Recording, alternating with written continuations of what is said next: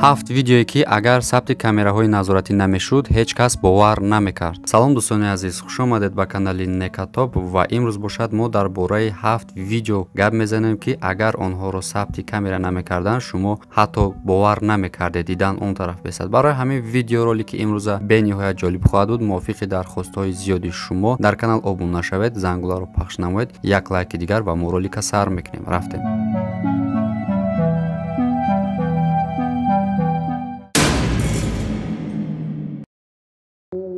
ин ролик бо ёрии AdinXBet сохта шуд. агар дар вақти регистратсия дар ҷои промокод нека нависен 5000 рубле бонустон метан. барои бонусро гирифтан ҳатман пурра регистратсияро гузаред. баъдан дар шотон пул партоен. баъди ин автоматически бонус дар шотон мегзарад. силкаш дар описания.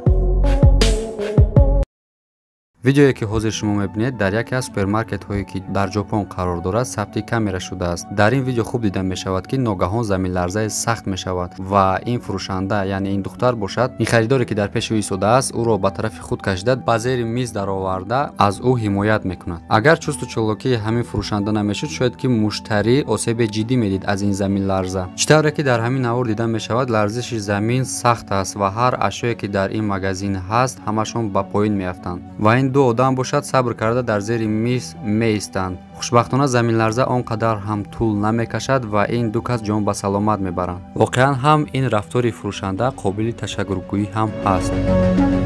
видеои навбатӣ бошад дар яке аз заправкаҳои Америка ба навор гирифта шудааст. аз қафои як духтар як марди ношиносе дар ҳоли омадан аст. ба назар мерасад агар хуб диққат кунед гӯё ки духтар сахт аз ӯ тарсида истодааст ва роҳи гурез мекобад. аммо мард бошад ба андозаи кофӣ ором ва роҳат ба назар мерасад. ва ҳар ду бошад билохира вориди ин мағозаи заправка мешаванд ва мард ҳамчунин масофаи наздикро бо духтар ҳифз мекунад ва намегузорад ки аз ӯ дур шавад. гузашта аз ин мард чуноне рафтор мекунад ки гӯё ин занро намешиносад ва ин духтар бошад ба андозаи кофӣ вақтро дар ин мағоза тӯл мекашад то ин ки касе ба ӯ аҳамият диҳад ва ба доди ӯ бирасад. хушбахтона хазонадори ин мағоза мутаваҷҷеҳи рафтори онҳо мешавад ва дарк мекунад ки ҳатман дар ин ҷо чӣ гапе аст. вақте ки духтар ба назди дар меояд хазонадор аз қафои ӯ баромада ба духтар мегӯяд ки шумо ҳамин ҷо бошед, ман ин масъаларо ҳал мекунам. баъдан хазонадор мефаҳмад ки ин мард ӯро таҳдид кардааст ки то ин ки аз банкомат пул гирифта ба ин мард бидиҳад, яъне ин дузд будааст ва хазонадори ин мағоза бошад оқилона он мардро аз он ҷо пеш мекунад ва инчунин илова бар ин тавре вонавод мекунад худро ки гӯё дар ҷеби ӯ аслиҳа аст ва аз ҳамин сабаб дузд метарсад. пас аз ин хазонадор даромада ба духтар об медиҳад ва пас аз ин ба полис занг зада ҳамаи воқеаро нақл мекунад. хазонадор бошад дар ин видео хуб шуҷоати худро нишон медиҳад вагарна дар акси ҳол на танҳо пул балки ҷони духтар ҳам дар хатар буд.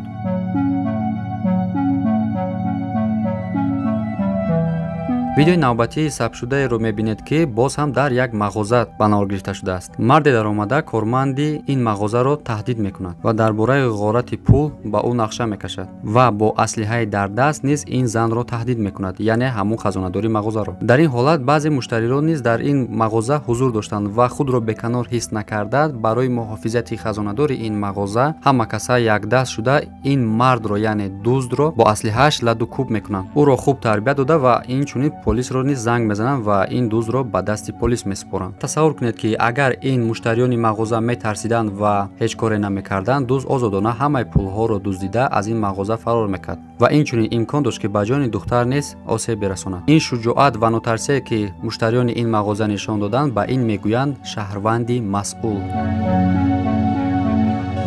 дар ин видео як ронандаи таксиҳои убер дар амрико қарор аст ки ду муштарии худро яъне ду занро ки дар мошинаш қарор дошт ба ҷои даркорӣ бирасонад. аммо ногаҳон аз як ҷои як мошине пайдо мешавад, дар пеши онҳо меистад ва пеши роҳи онҳоро мегирад. он гуна ба назар мерасад ки чӣ фикри ғалате дар сараш буд ва пас аз якчанд сония марде аз дохили ин мошин берун мешавад ва саросемавор ба сари онҳо меояд ва ба тарафи ронанда дод зада мегӯяд ки дарро боз кунад. муштариёни ин ронанда яъне ду духтаре ки дар пушт нишаста буданд ба андозаи кофӣ сахт метарсанд ва ронанда дар он замон ин ҳодисаро дида тасмими оқилонае мегирад ва аз ин ҷо аз канори мошин фарор мекунад. пас аз муддате дар ин камера хуб дида мешавад ки боз онҳоро таъқиб карда истодаанд ва пас аз ин ронанда мебинад ки намешавад масъала ҷиддӣ аст, боз як тасмими оқилонаи дигар мегирад ва ба наздиктарин нуқтаи полис худро мерасонад ва тамоми ҳодисае ки бо онҳо рух додааст ба полис нақл мекунад. полисҳо бошад зуд тамоми шоҳроҳро аз ин ҳодиса хабардор мекунанд ва хушбахтона бо дастгирии ин шаҳрванди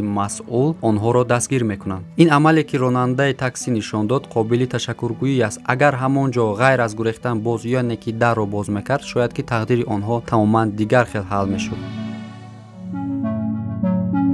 این ویدیوی نوبتی رو در کانال جی مور یک لیژرون پیشکش کرده است. هنگامی که جی مور با دوستانش در کوههای بلند لیژرونی میکرد، ناگهان سرعت بارش برف زیاد میشود و او زیر ترمه 2 متره میماند. خوشبختانه دوستان او در مسافت خیلی نزدیک با او قرار داشتند، از همین سبب زود او را مییابند و از زیر برف بیرون میکنند. گرچند که این کاری او خیلی برای او مشکل بود، دستان او یخ کرده بود، اما او برای نجات دوستش حتی جان خود را در خطر میماند. تلاش قهرمانانه این مرد سبب میشود که دوستش جان خود را به سلامت برد. اگرچه دستانش در این خنکی آسیب دیدند، اما او خوشحال است که دوستش را نجات داد. در اینجا باز یک دوست دیگرش هم این کار به او کمک کرده بود.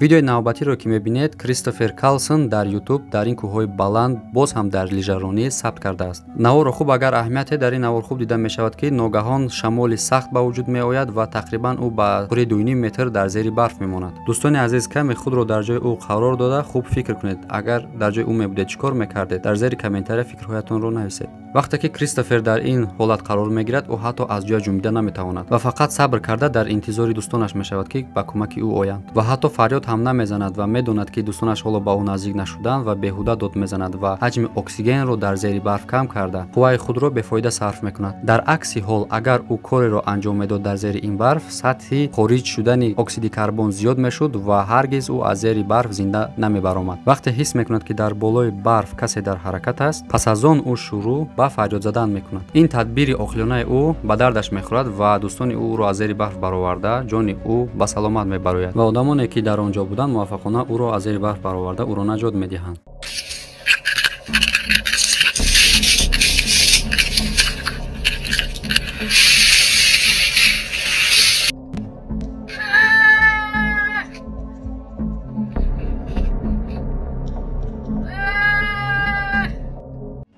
باز یک ویدیو دیگر، اما این ویدیو در امریکا به نور گرفته شده است. خوب دیده می شود که خانه هایی که در این محله قرار دارند همگی قریب زیر آب ماندند، همه جا پر از آب است و آنها باشد پای لوژ در داخل این آب گشته ایستادند و نمیخواهند که خانه های خود را ترک کنند. نام این پسر بوراس باش می باشد و اون ویدیوی خود را در یوتیوب میگذارد. خوب به این نور اهمیت دهید که کمی در بلندی تلویزیون گران است، یعنی در اینجا حالا برق را خاموش نکردند. اگر کمی دیگر آب بلند شود آنها در اینجا مانند، یگان کسی آنها از قوای برق زنده جان به سلامت نخواهد برد. خوشبختانه آب بلند نشده آنها در این زورقچه خود این محله رو ترک میکنند و به جای بخطر میروند.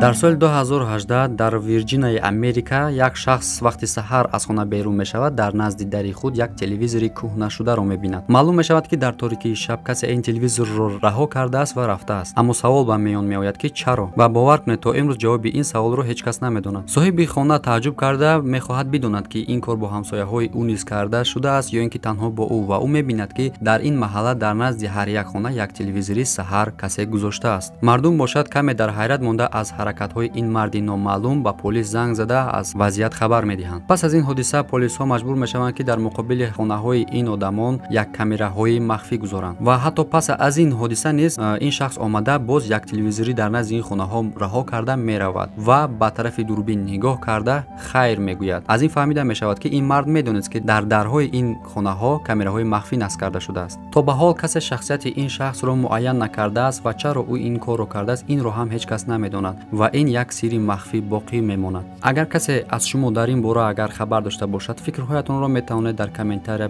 بنویسید. ما از خواندن کامنتارهای شما خیلی شاد خواهیم شد. در کانال ما ابون نشوید. رحمت که ویدیو را تا آخرش تماشا کردید. دستگیری کنید با لایکاتون و حتما زنگوله را پخش نمایید تا ویدیوهای آینده در پناه خدا باشید. خیر.